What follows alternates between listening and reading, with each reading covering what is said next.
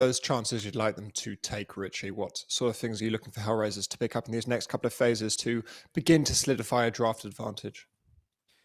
I feel like it's kind of this catch-22 with them. Well, not really a catch-22 because I do like to overuse that, but it's kind of this difficult thing where because Rezo has really been popping off on his heroes in his off lanes and crushing the enemy safe laners, I feel like we want to try and get him a good matchup. We know at least who the carry is going to be, and there's the Axe. I was about to say maybe you want to pick him here now, give him a good position for whether it's going to be the mid lane of the flex to the 4 or something else, just to make sure you can get him a good start. Because Empire, in my opinion, are drafting around this. We've seen Smiley Knight go back to the Luna time and time again. It's a really, really good hero on his, for sure. But it's also a hero that can dominate the lane and bully out an off-laner. And I think that's something nice to see versus Rezo especially, acknowledging how strong he's been.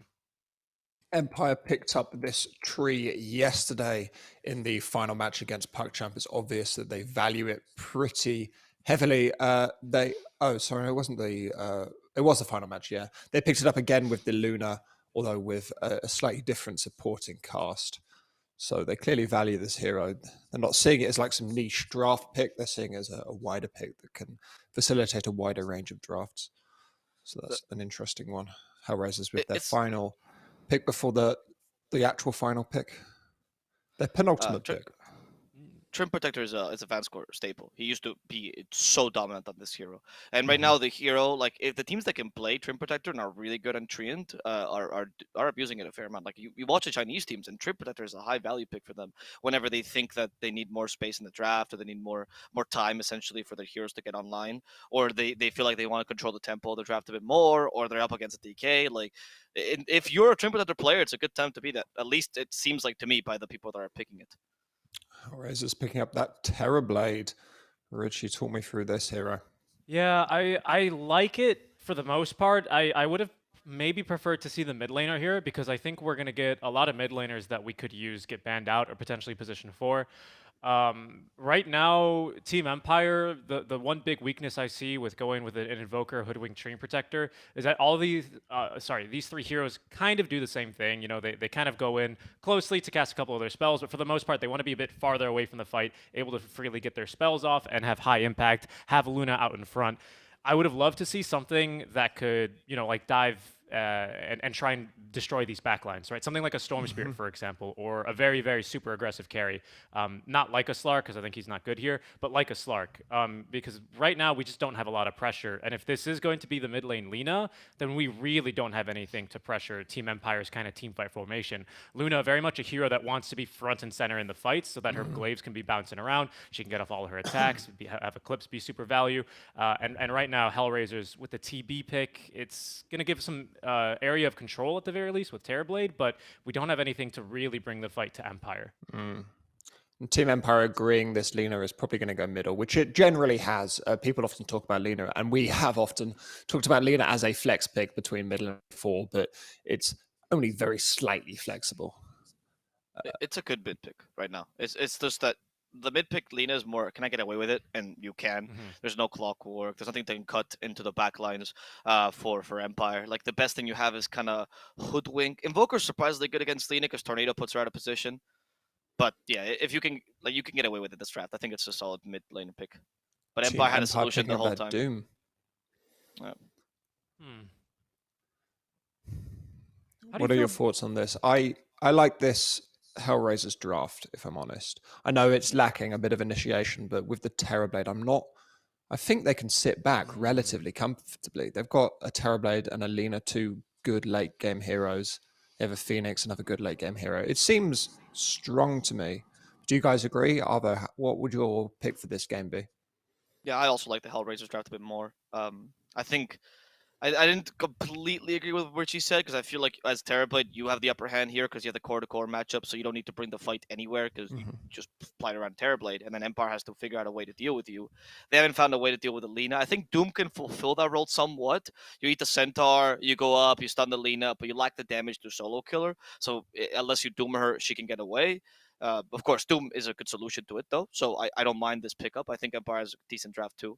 But I'm liking HellRaisers a bit more. Too many Doom targets. You have good initiation and counter initiation. The combination of Winter Wyvern and Phoenix is awesome. And the core-to-core matchup does benefit them. Richie, from your face, it doesn't look like you are on the HellRaisers train. Am I reading you correctly? Yeah, that would be a good read. And the reason I say this is because Empire faced a similar draft when they were able to take down ASM Gambit earlier. They had the mid lane Invoker versus what was Dream's Terrorblade, and there were just never any illusions in fights for Terrorblade. He had damage, kind of, but we have ways of dealing with him now here on Empire, and I think I was right. Like, you do have a good core-to-core matchup, but this Invoker, especially for Depressed Kid, can really, really make his life rather difficult here. And again, Team Empire have managed to take down an ultra-uber-farmed Terrorblade before, so perhaps they can get this one done here. We'll see. Well, can Team Empire, with their Treant pick, bring this first game into their nature's grasp? Or will HellRaisers, Terrorblade Axe, and Phoenix combo swoop into an early game advantage? I'm going to hand over to our casters for this game, who are just right there. It's Avo and Rich, who SeekNStrike Dota.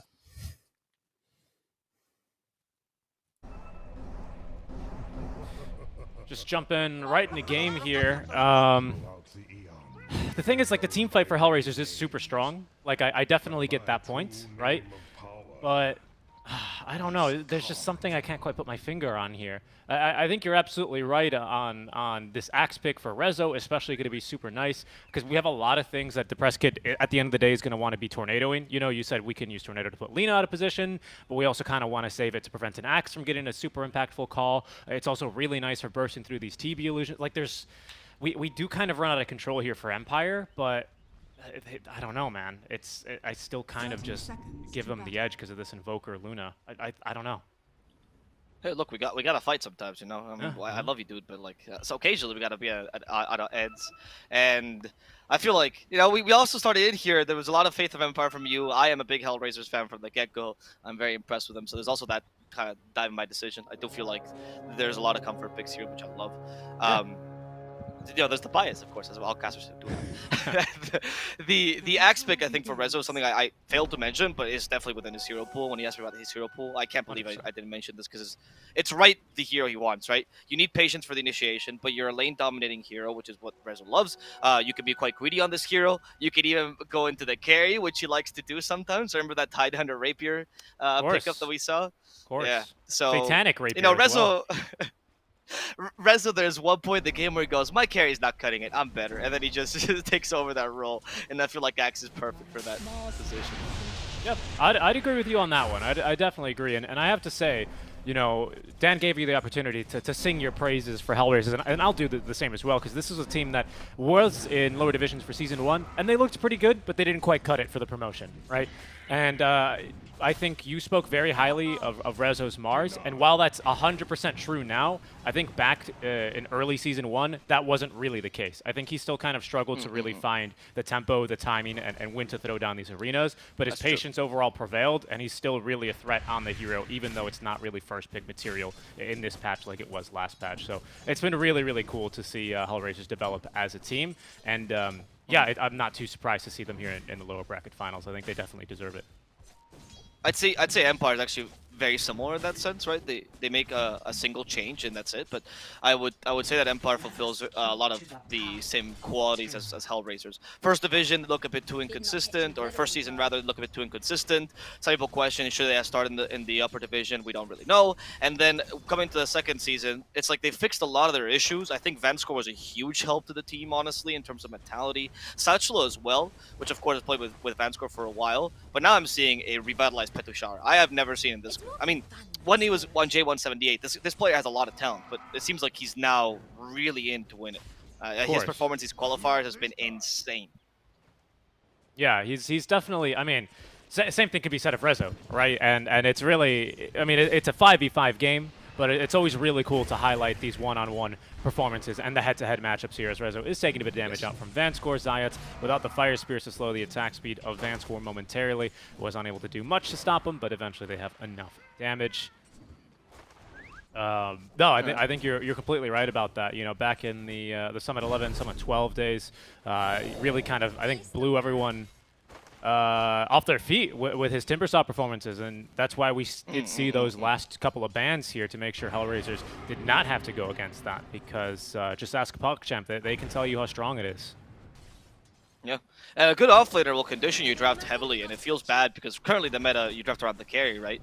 And you have to protect them every single time by banning the right offlaners. But sometimes you have to ban these specific offlaners that aren't necessarily the right offlaners. They're just offlaners that the hero or the player in question loves playing. And this makes it much more difficult for you to draft, and it doesn't allow you to have as many options here. So I think Batushara has been a huge help to Empire's drafting indirectly by just being that good. Can you talk to me a little bit more about Vanscore's Stream Protector? Because for the most part, the meta has conditioned offlaners to bring a lot of your initiation, you know, like this Axe, like all the Underlord, or not the Underlords, like all the Tide Hunters we're seeing, you know, etc. But with a Doom, obviously, he's just going to be looking to Doom the most valuable target in the enemy team. Who really carries, I feel like, a lot of the counter initiation here is going to be Vanscore, as we can see him bully away Zayats from the lane. Vanscore is an Vanscore. Yeah. He's an oldie with a Tomb Protector, right? He used to play Tomb Protector back when Seb thought it was a real hero. After he made that tweet saying, they killed my hero, what happened? Vanscore was the Tomb Protector that I just had. I mean, his map awareness has always been stellar for me, honestly. I mean, he used to play Rubik 4 very, very much, right? He used to be known for his Rubik, so his mechanical skill was always pretty solid. That's probably what Ramsey says. Oh, wait, Invoker. The press kid, he's out of mana. I think he has the magic stick still, but is the scroll going to be enough? Yes, with a bushwhack. In fact, Vanscore comes in. They want to kill the Lina, but the press kid is going to fall first. Vanscore trying to punish Young G for this, but he realizes he's gone a bit too far. Lightstrike Array does miss. Vanscore can retreat in time. So yeah, he used to be just really good because of his living armor. Like, his living armor times were on point. I know it sounds stupid to say, but honestly, it's difficult to use it at the right time with the right heroes. So now it translates to the Trim Protector that cuts lanes very nicely. Because his map awareness has always been incredible, and I think that's what he excels in. So I really do like seeing his Trim Protector. It's so hard to catch as well. It feels like you have two hoodwinks on Empire's team. Yeah, and that's exactly what I thought was a weakness here for Empire, that perhaps maybe I was undervaluing this Axe pick, because that is definitely a hero that can dive into trees and look to pull out, you know, all the jungle creatures with him, and maybe even, you know, by their hair as they're not alive any longer, as Rezo. Taking a bit of damage here, another Lucent Beam in a couple more seconds. We're saving on to one skill point here for Smiling Knight, and he's going to continue to save that, as Rezo is just going to be a bit too tanky, and off he goes, already with the Ring of Health here.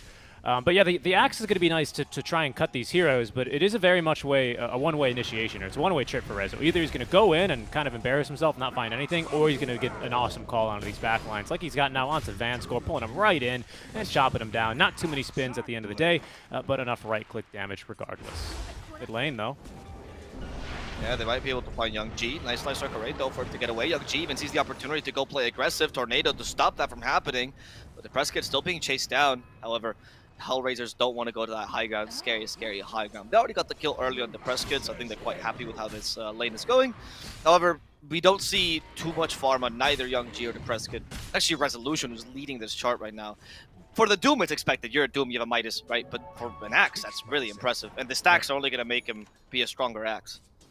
Petushar, by the way, going to go for that second Midas, or the regular Midas, on top of his Doom. Or, sorry, on top of his Devour, pardon me, as that seems to be the play. Zayat's in a good position here, by the way, protecting these stacks, making sure that Vanscore can't get in here and look to steal any with the Nature's Grasp. The scan, though, is going to scout him. They'll throw out the Nature's Grasp regardless. He is not going to get any of the kills, unfortunately. The spins are there from Rezo. Good. All right.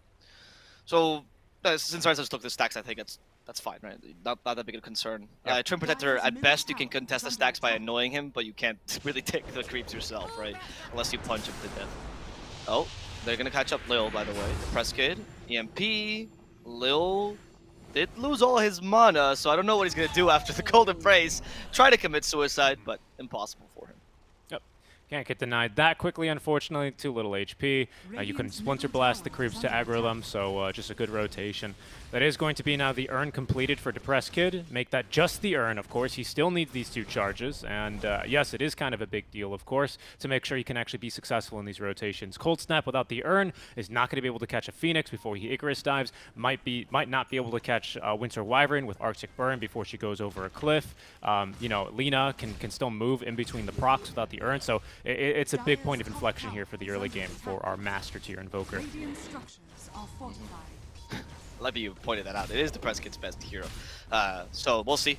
Usually what he does when he feels like he's hard to gank, which I think this game definitely fulfills that role, is that he ganks before he even gets earned to try to get him more tempo Supernova off. just for Vanscore to cut down all the trees. Resolution here to cut him down now with the axe. There he is. That tree, or that axe is just as good against the regular trees as it is versus the tree protector, it turns out. He picked a, I mean, True Protector against like fire-type heroes, ice-type heroes, and axe. I mean, honestly, this drafting needs some work. That's the biggest mistake I'm seeing here. Oh, but Kuman could be in trouble. They don't have an Urn charge though, so the Press Kid's struggling to get those Cold Snap charges. And this is the bane of Invoker's existence. You're trying to get the little fuel in your tank so you can have the urns and go get kills like this, but who do you even kill? It's kind of a hard game to do so. Winter Wyvern was your best target. You did rotate earlier to get that kill, so it's fine, but it's not valuable enough if it's not going to give you those urn charges. Yep, absolutely. And that's, again, that's why it's so crucial here. It was an opportunistic kill, of course, to Press Kid. That wasn't, you know, the be-all, end-all play. He found a haste room. He was looking for the core in the jungle. He found them, but of course, without the urn charges, it's a bit of a tough kill. I'll try again now for Zayats, who still has Icarus die, but with Cold Snap applied, he has to be careful. Yeah, and again, he's just able to hide in the trees. Here's Seiyu from behind, is possibly going to get caught here. Fire and ice, not too nice here for the squirrel. As not even nice for the ward either. Lil in position to already get that one dewarded, but Seiyu standing by to deny it will at least make sure that he's not giving any free gold here to the supports. All right. Well, that kill was honestly kind of important in the top lane. Again, you need to get your Invoker online. I think Empire though is doing a good job of taking advantage of his missed ganks to just turn it into space on Petushara and on Smiling Knight, so not too concerning just yet, but there will be a moment where the Press Kid just falls behind.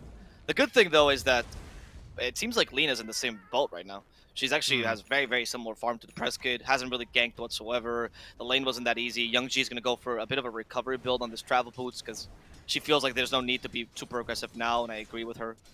Yeah, there it is. The head-to-head in the offlane I was speaking about earlier might be even more relevant in this early game than I thought. Yep. Because Rezo, he's got an incredible farm, and this is going to be a key difference I'm about to highlight. He's got good farm. The Doom is matching him, but a little bit of that gold is in the Midas. Attack speed, not really what you're looking for on a Doom at the end of the day, whereas all this gold on Rezo is effective gold. This is cold, hard cash. He's about to now finish up the Blink Dagger on top of the Vanguard. This is going to be a fast one. 11 minutes ready to go. Go for a Blink Dagger and try and recover your Lina. The Mars, even though he's got just the same amount of farm, cannot do the same thing here for his Invoker. So that's a really nice advantage that HellRaisers have right now. So one of the things, the Mars? What do you mean? Oh, did I say Mars? I meant the Doom, sorry. Oh, okay. The Lina here called Embrace, Jung Ji should be fine for now. Yeah. So the one thing I want to mention actually about this, one of the advantages that Doom does give you though, is that because he's creating farm obviously with the Devour and the Midas, the supports have been stacking instead for the Luna as opposed to the Terrorblade. So that's giving Smiling a considerable advantage in this core-to-core matchup. And even though the winning, like, Terrorblade will beat Luna 9 times out of 10 if they're equal in farm. But if Luna outfarms him, there is a strong chance, especially in the mid-game when Eclipse is still very strong, Terrorblade might suffer against that burst magical damage. So HellRaisers needs to make plays with his Axe to take advantage or to justify all the stacks they're making for Axe, rather than Empire, who can just chill out, use Midas and Devour, farm as much as possible, and wait for HellRaisers to make the move. Well, speaking of HellRaisers making their move, they're doing it now. Doom, though, not an ideal target, so they're going to hesitate to really make the jump here. So finding the kill onto him, even with now the Sunray at level 2, is going to be a little bit challenging. Instead, they'll use whatever they have left of the smoke to go into the enemy triangle and perhaps look for a jump mid lane. Resolution. Oh, they find a Press Kid. This is pretty big, actually. Can they kill him in time? They lacking the extra stuns here, though. In fact, that's what comes in with the Overgrowth. They're forced to do the Supernova in the middle of this fight, and they're just going to break it easily. Young G dies as well to the Sharpshooter. That's 3 kills that Empire just got for free, and they're trying to get a 4th one on Rezo. But like I said, they're chill. They don't need to do anything. They can just continue pushing here, and the Press Kid just got the urn charges he was lacking. So that was huge for Empire. They were not expecting that Overgrowth. It's a Vessel. The overgrowth absolutely huge from Vanscore, and that's why I brought him up earlier, because you know that is going to be their biggest source of counter initiation. The Doom is fantastic at shutting down one enemy hero, and that's super clutch in these fights, as well as of course the kind of space that he inherently makes for your supports, for Luna, who's even able to join that fight and very quickly scrambles the egg. But yeah, Rezo really looking for that first kill with the Blink Dagger, diving underneath the Tier 1 tower. The rest of the team was nearby, but not immediately able to back him up, and I think that's why that team fight falls apart so quickly after the overgrowth. Yeah, I think that I mean, you're right, the positioning of the egg there was just desperate, right? It was just trying to salvage a fight that was just not working out. I don't think they were expecting Vanscore to be there, I can only presume. Because obviously he was already level 6, so I don't think they were expecting him to be right there in the middle of the fight as soon as they initiated, because they wouldn't dive the tower otherwise. I'm not sure, but Empire gets a freebie off that, and now their tempo is really out of control. Now you actually do get the advantage of the Luna versus Terrorblade. This is pretty big for Empire. And they might even look for a kill into Zayats. Petushara, Blink Dagger. Actually, not going to be first. He did have it queued up, but instead going for the BKB, as the Tornado is not going to connect onto Zayats. Although the Sharpshooter does, he's still alive as the Vessel's timed out. Rezo counter-initiating with the call, but Youngji slowed by the Nature's Grasp. Connects to the LSA onto Vanscore at least, but he's not going to find Petushara. It's going to have to be Lil locking him down now with the Winter's Curse, as Rezo chops down another tree here in the side camp. Not the kill onto the Doom they wanted, but Rezo still might be looking to make this another +1. Of course, lower cooldowns here, just restricted by the Blink and Berserker's Call cooldown, but the Press Kit is already off and away. Good sacrifice by Vanscore, but at least HellRaisers will take a kill. I mean, a kill was worth it, unless you lose Young G here. A kill is always worth it in these situations. You just want to make sure that the axe keeps being impactful. I think Resolution has gotten some decent fights, and he is going immediately for the Manta stop, by the way, so I wasn't too far off with saying that. He's already deemed Kuman as unworthy of carrying the solo game, so he's going to be aiding him with a bit of the Manta-style shard build, which I think is fine. Gives you more potential to deal with the Luna in the mid-game, and the late game looks HellRaisers' favorite anyway, so... Yep. I think it's actually pretty crucial as well for just getting rid of this Invoker in the fights. We saw in Empire's victory versus Na'Vi how, you know, if they weren't able to kill him through the duration of the Winter's Curse, or if they couldn't kill him in the Arena of Blood specifically, he was just such a big thorn in their sides for the rest of their fight. He was too slippery, Ghost Walk away, you know, Tornado, create some space for himself, and then get the rest of his spells off. So I think Rezo going for a bit more burst damage here with the Manta Shard builds is a really good solution to this. Yeah. I agree. I also very strong against Luna in general as an agility carry, right? Yep. Because you burst her through her armor, doesn't really matter. In fact, it's great against Squirrel. It's great against Invoker. I like this. Yeah, you're right there. Young G. Oh, no. It's actually the Press Kit they're going to go for. They have the Supernova now on top of the Press Kit, but this time there's not enough heroes to break it down. Can they kill the Press Kit in time, though? They're going to stun him for sure. Now the Laguna Blade. That's going to be sufficient damage as Press Kit falls. Another Overgrowth with the Eclipse this time, with a Winter's Curse interrupts his initiation by Empire, and Lil will sacrifice himself so his team can live. Did they really Laguna Blade that Invoker? They did. They did. Yeah, making sure that he could die. Yeah, no wonder all his HP zapped. I thought that was just Supernova doing all that damage as Reza was looking for the +1 kill, trying to put him out of position. Will not be able to do so. BKB finished now for Petushara, but that's a really big kill here onto the Invoker as he is hitting this really awkward timing now already, where he's kind of going to start lacking control with the Quas Wex builds now that we have a Yules on Lina. A Manta style on Axe actually is going to be very nice to dispel a Cold Snap or a Vessel if it's on him. And TB is, you know, also going for that Dispel. So he's going for the Midas, right? Because now we're starting to put a couple of points into the Exort at level 10, like he likes to do, his first point in the Exort. Likes to go for the Midas to transition. Here he goes hunting, though. Will see the Terrorblade. The rest of the team smoked up. They now have vision of him. They're going to find him and gank him in the secret shop. Locked down, doomed. TPs are coming en masse, though, from HellRaisers, as they're going to try and heal him up with the Sunray. Canceled immediately by the Tornado, and the EMP will pick up the kill. Counter initiation from Rezo, though, as he has caught the Press Kit. Laguna Blade right to the face here on the Invoker. They actually push Rezo up to the high ground, though, with the Deafening Blast, avoiding the dunk and allowing Depresskit to escape with his life. Okay, good though. I mean, That was the living armor gave Invoker so much free time there in that fight. Otherwise, he was dead for sure. So on point there from Vanscore and as well from Depressed Kid. He's actually maxed that living armor. Like I said, he loves that ability. No surprise. Even on the Neutron Protector, why would I push lanes if I can save my teammates instead? Allows Depressed Kid as well to be a bit more aggressive. Like for example here. Let's see if we get the living armor off. There we go. Is that going to save him with a tornado? Gives him a couple more seconds to get away. In fact, they're going to counter initiate with the overgrowth. There's the supernova use, but they want to kill Resolution before they get away, and they will do so. Empire. Ooh, these team fights are so clean from them, honestly. They know exactly when they counter initiate, how strong they are. Depressed Kid is kind of reminding me of the way he's playing of Toronto Tokyo, honestly. Of this like kind of Vanguard Invoker.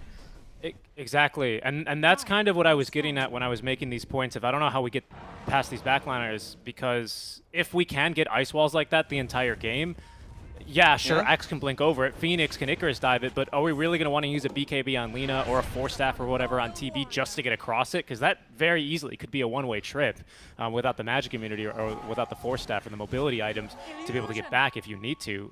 It's actually, yeah, this ice wall could very well be a big problem here for HellRaisers.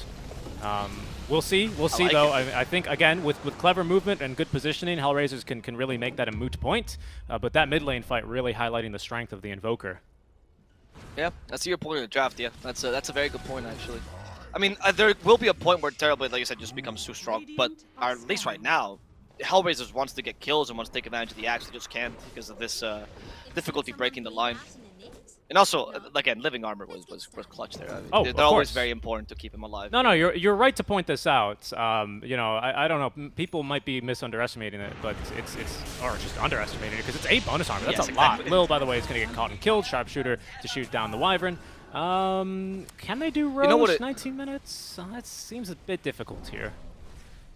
With Alacrity, they don't have any solo crest though. Yeah, exactly. I was just checking not with and Lil looking dead. around.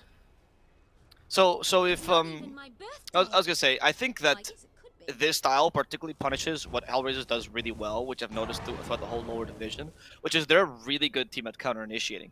And this is something that I think Lil brings with him any team he goes to, right? He will pick save, whether it be IO or Winter Wyvern Oracle, and he'll be like TPing aggressively as if he's playing something with catch, like a lion. I like this a lot about Lil. I think HellRaisers does have that like on point. They have really good communication, really good TPs for the most part.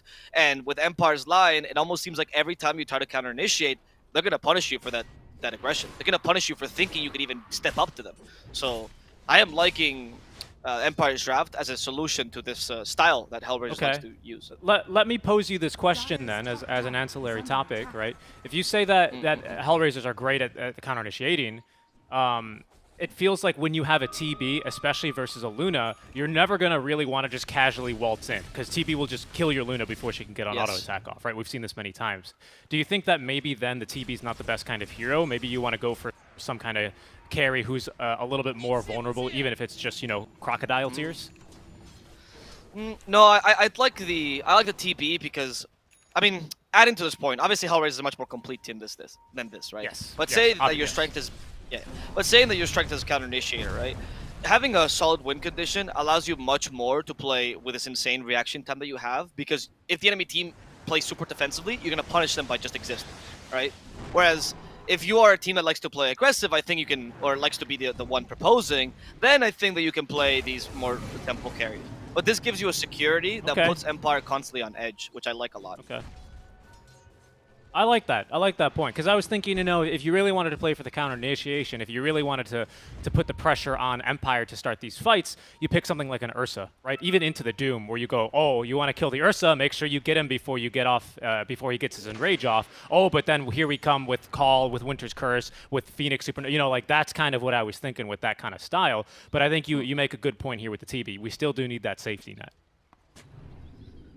Okay, well, the smoke by HellRaisers, trying to take advantage still of the axe. I think Rezo is progressing appropriately. The only hero I feel like from HellRaisers that is struggling is really Lina, who's not found too much farm. But I guess the Presca is the same camp. I just think Invoker Quaswex is better without farm. which is why Empire themselves think that they're the stronger team, so they're going to go for a smoke. Let's see what they can find. Up the high ground they go. Zayats discovers Petushara immediately. Petushara, that was a blind blink. He just walks up to the high ground. Petushara is not afraid, but he should be. And the Supernova drives him back. Terrorblade activated the Metamorphosis. Petushara is still alive. Once again, it's that living armor. They do get a bushwhack off to deter HellRaisers from going any further, but he got away with his life there. They can go again as soon as Metamorphosis is down. And in fact, I think they will. I think that's why HellRaisers recognize we need to get something out from this Metamorphosis.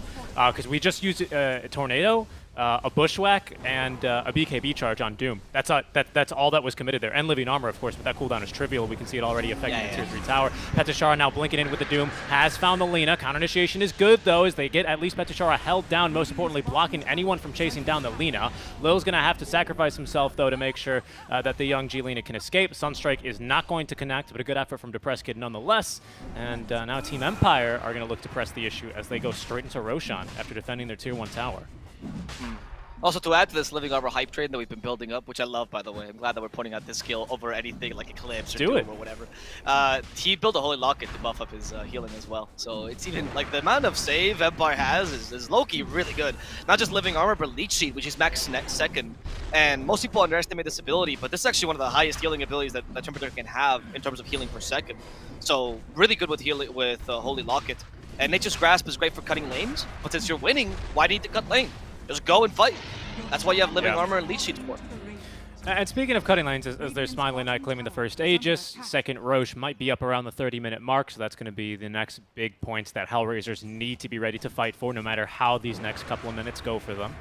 Speaking of pushing lanes, that's something I was really surprised by. Our Lina went straight into Eul Scepter instead of the BOTs. I thought BOTs would have been nice, because if there is one drawback to your supports that are like Hoodwinks, like your Chain Protectors, or your Coddles and Grimstrokes who push lanes all by themselves, it's that HellRaisers, or the enemy team in general, never have to go too far to find pretty safe farm, right? There's always going to be creep waves pushing against them, which is a... Sorry? That's a good point. Sorry, go on. Oh yeah, which can be a problem because that restricts your map movements, but it means that you never set yourself up to get ganked really heavily, right? Because you don't have to go too far from your towers. Your team can reinforce. So that's why I was surprised that we went for the Eul Scepter first, especially when we weren't really looking for fights too aggressively, or Lina just wasn't able to keep up with Rezo with his really fast timings. I don't know. That was something that surprised me when I saw her skip the BOTs. I see, because Boot to Travel both gives you that secure farm that you're talking about, but also mitigates the effect of the pushed lanes by you being able to de-push it back, right? Yeah, I can see that point. Maybe HellRaisers felt that they could fight earlier because the Axe was getting really good farm, and you're like, oh, I need to build for a fighting Lina. I can't be this greedy. Rezo might have made a call like that, like, guys, I'm really strong. Let's go fight. So I can see the point for the Eul Scepter this game, though I do see why the BOTs would have been nice. And I feel like Depressed Kid is catching up because he did choose to go for the greedier build of the Midas, and you don't have the greed the BOTs give you. So Empire is managing to have a mid laner that's finally, I mean, a real hero, right? And right now, HellRaisers, they just need to keep creating space with this ghost push that they have. I'm going to borrow this term from 1437 in the AUI. They taught me yesterday, which is the push with illusions, essentially, right? Where you push with illusions, you're not really in a dangerous position, and you have Axe and Terrorblade to do this. It's really, really good. So Empire will have a bit of a difficulty now, even with the Chain Protector, even with the Hoodwink or the Luna, to really get close to the enemy base. I get you. And actually, that's a good point to bring up, this Ghost push or the Illusion push, right? Because we do it very effectively now that Rezo's completed his Manta style. And of course, Kuman, I mean, this TB hero just cuts 2 waves at once, easily. 3 if you have a Coddle. It's ridiculous. So maybe that's another reason why they decided not to go for the BOTs on Young Chi. Because by the time we were going to make this call, Rezo's like, no, I'm going Manta. You know, like, I'm farmed enough. I'm strong enough. Don't do this because you're not going to be able to push any lanes. It's going to be the Illusions getting all the farm. But then I question, all right, well, why don't we go for a different mid lane hero if this was the plan? I don't know. Let's see. Alright, Doom is going to die immediately. Petushara, that's a good Supernova as well with the Winter's Curse that should complete here. Under Chain Protector and the Invoker. They want to take both down, and Vansco will fall to go Depressed Kid, but the Eclipse is raining down from Smiling Knight. Smiling Knight wants to 1v5 the whole team, and for now he's succeeding. He's still in a second life anyway. Terrorblade's running away from a little Luna, and Smiling Knight will be able to at least take down 3 alone. That's a tip. That's a deserved tip on Smiling Knight. Yeah, that was pretty ridiculous out from the Luna. Casually 31,000 damage, or 3.1k damage rather, to the Axe. Lina just standing next to Axe in this fight just gets completely shredded here, mostly by, wow, that was a full sharpshooter out from the Hoodwink, but also just these glaives bouncing back and forth between her and the Axe. You know, a little bit of mispositioning there for Young G. Unfortunately, you never really want to be putting yourself next to your initiator like that when Lina's going to just be right-clicking him, or sorry, Luna's going to be right-clicking him all day. My goodness, yeah, this is the Luna farm we're talking about. I didn't honestly think we were going to get to see this, Avo, because you brought up this point earlier when we were getting a lot of solo farm for Luna, and she was kind of eclipsing, no pun intended, TB's farm. That still is the case, but I thought Eye of Scotty was going to be the item that no longer allows Luna to do this because of that attack speed slow, and most importantly, the move speed slow. Evidently, that's not an issue. And now, Richie, this is the key point. This is crucial because Luna just got a butterfly, which might forces TP to either go for MKB or you can't win this matchup for like a bit, right? And then TP is not a good. I mean, he's okay at picking up MKB. He doesn't love it though. It's not a Phantom Lancer, but you know, it's not his ideal item either. So now, as soon as he catches the butterfly, which got built pretty much immediately, right? By the way, only had a quarterstaff in her inventory earlier. He's gonna have to itemize accordingly, and then for the next 5 or so minutes, gonna feel. I mean, not 5, maybe like 3-4 minutes, gonna feel much weaker than Luna, and that's gonna give Empire a free reign to do whatever they want for a while. In addition to now them having also illusions that can push quite quickly and can match your ghost pushing of the Axe and the Terrorblade. This Luna is looking scary, but we are getting near the point where TB finally comes online, so Smiley needs to take advantage of this last window opportunity very well. This next Roshan needs to be for Empire. For Empire, because you're afraid of the TB timings, right? Exactly. So you get this next Roshan, then you go and at least push 1, maybe 2 lanes of Rax, you have a Luna after all, and then that puts HellRaisers in the back foot. That's what you need right now, right? I see that. I see that as well, Avo, don't get me wrong, but taking a look at our TB items, he's refusing to right now go into the MKB. Maybe he sees the Luna build in a fight once and decides to change it up after finishing the Daedalus. But Luna as well is going to be going for the Satanic next item. She's nearly have it already, to be honest, already halfway towards the Reaver.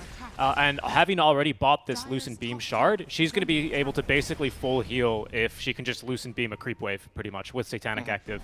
And that's a really, really big issue here. We have the ways of controlling her in these team fights, Axe Call, you know, a Lina stun if she can connect it, but for now, they haven't really been able to control the Luna in these fights, so I'm not really sure if that's you know, something we can bank on for HellRaisers. I think she still has one last hurrah in this Satanic, even if HellRaisers are somehow able to get this next Roche. Yeah, I agree. I think that I think that Empire has a solid window now for the next couple of minutes, I would say, where they will be definitely stronger than HellRaiser, at least in the core-to-core matchup, and HellRaisers will have to. I think their solution here, surprisingly though, is not the Terrorblade, but the Axe. He already has the Manta. I believe he has the Shard now as well, yes. Yep. Blink Dagger. So if Rezo can farm this BKB before this Roshan spawns, I mean, I know it's a tall order, but if you can just muster it. Cataclysm? Cataclysm? They got Lina. Oh no, they got Young G for free there. So what just happened in Need? Smiley Knight wasn't even there. Okay, that is something that shouldn't be happening. But since Lina's not that useful, it's okay, right? Just get the farm of the Axe. The BKB still stands. Just let Resolution get the farm because he needs to kill the Luna alone. Yeah, that was just one Sunstrike to kill her. They didn't even need the Cataclysm. No, that was Cataclysm, no? No, I know, but like only one Sunstrike was enough to kill her, is what I mean. Oh, okay. Cataclysm, obviously, because well. you want it to do the damage. Anyway, Depressed Kid here, bullying Resolution as he's stuck in the ice wall. Smiling Knight closing the gap as he will now look to slow him down. Petashar with the Shiva's Guard active. Sunray is not going to do any healing here, especially with that Vessel stacked on top of the Arctic Blast aura, the freezing aura, pardon me. So they're just going to have to leave Rezo to die as he was trying to farm up this BKB that you spoke so highly of. Yeah, so Rezo acknowledges this, I think, and so he was going for his triangle farm. It's technically safe farm, but because he's the off lane, it is something that happens, I think, when teams need to adapt on the fly, right? Where usually if that was your carry, you'd have a support positioned so that the first person they catch the support, or the support gives you some save and allows you to get away, right? But because that is your off-laner, it's not immediately ingrained into them. So unless they make a call about it, or unless they even think that that's the right choice, maybe Rezo thinks that, but the rest of the team doesn't, who knows, right? It's a bit difficult to protect them as you would a carry. And then also TB is in a dangerous position, so you can't really afford to do that. So Rezo dying there, pretty crucial, and the HellRaisers maybe could have prevented it. Yep. TB is about to finish up his Satanic. This is pretty crucial because he didn't go BKB, didn't go Manta style, so right now he's got nothing to dispel, say, something like an Overgrowth, which would absolutely wreck him in these fights. And although Vanscore seems like he wants to finish off Solar Crest before farming up the Blink Dagger, eventually that would have been potentially a really big problem here for the TB. So he's looking to mitigate that already. He does have Titan Sliver and this SNY, so he's got a lot of status resist, but that Overgrowth is really, really something that could be punishing. There's a Tornado EMP, but the Tushar could be in trouble as the BKB activated. Great Winter's Curse. That should be enough to kill off the Tushar. Lightstrike Array, no, they get away from the Lightstrike Array. Smiling Knight wants to get close with the Eclipse, plus the Cataclysm, that's going to hurt him so much. Young Chi is disintegrated. They take down Resolution as well as they search for Zayats. He's going to be able to get away thanks to the Icarus dive. Nope. Kuman trying to farm, and Zayats just dies. Not going to be able to get away from Depressed Kid. Smiling Knight, this is your moment now to push. I thought the Roshan was the timing, but they don't even need it. They just want to fight against HellRaisers before it. And this is at least, I would say, 1 laner act. Oh yeah, easily, if not 2. I mean, it can't be 3 because they still have a tier 2 down bottom. But we've got buyback, but nothing to fight around here. Meta's about to run out. We don't have Ags. It's not queued up for the TP. We're not going to have Curse for another 30 seconds after the Wyvern respawns. No BKB on the Lina until she respawns, so her buyback's not even that amazing right now. And all of that just to kill a Doom Owl, bro. I mean, Petishara, the poor dude, he's basically just been, you know, a big old walk-in taunt in this game, even though he's not the one with the Berserker's Call this game. He, you know, as you recall, this team fight when he just walks up to the tier, or walks up to the high ground here, his team backs up, they take a fight immediately after, it goes real well.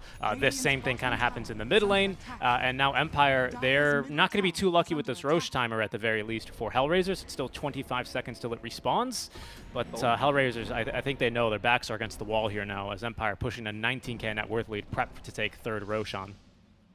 Yeah. Second Roshan, HellRaisers, right? Yes. I'm actually doubting myself. I want to say third as well, but might. I think it's. Well, we'll find out in 6 We'll seconds. see. We'll see. But it's not been too many Roshans. Yeah, I think you were right about the second. Yeah, second. Yep, second. All right, so this second Roshan, major, of course. This should set you the second lane of Rex. And usually 2 Rex down is when a team has full domination, and things like core-to-core matchups and farm matter less because you have too much map control. So HellRaisers needs to defend this desperately. Yeah, Rezo, he's looking for the jump in. Gonna be zoned away a bit by Vanscore. Tornado's not gonna catch anyone here. Rezo's all the way into the pit, but the meatball gonna connect, and it's still Smiling Knight snatching the kill onto Rezo as well as the Aegis. Cataclysm for good damage. Yangji just stuck in the middle of the fight. BKB already expended. Cannot even get out of the Nature's Grasp. Doom, Petushara here, he's gonna go ahead and drop it now onto the TB, who doesn't even have Metamorphosis. Asking for the high 5, but they're gonna leave him hanging by a thread, and he is taken down now by Depressed Kid with Smiling Knight collecting the kill onto the Wyvern. GG, well played, called. It's going to be Team Empire taking game number 1 off of the HellRaisers. What a game. What a game by Empire, honestly. I was joking about how they always lose the first game, but dude, what are they playing right now, dude? Seriously, they played such incredible Dota. I feel like, yeah, you can harp on some of the mistakes HellRaisers made. There were some crucial mistakes, particularly in the early game, where they went for fights that they really couldn't take, and that punished them hard. But I mean, if you fail to see what Empire did this game, I don't think you even like Dota. That was an incredible performance by them. From the pushing to itemization to the utilization of their strengths to understanding when they were stronger, even if it was just by like the very hair on their chinny chin. It was an impressive game won by Empire. Very impressive game number 1. We're going to go to a short break, guys. When we come back, we'll be joined by Daniel Offen to see if we can try and just grasp what happened in this game number 1.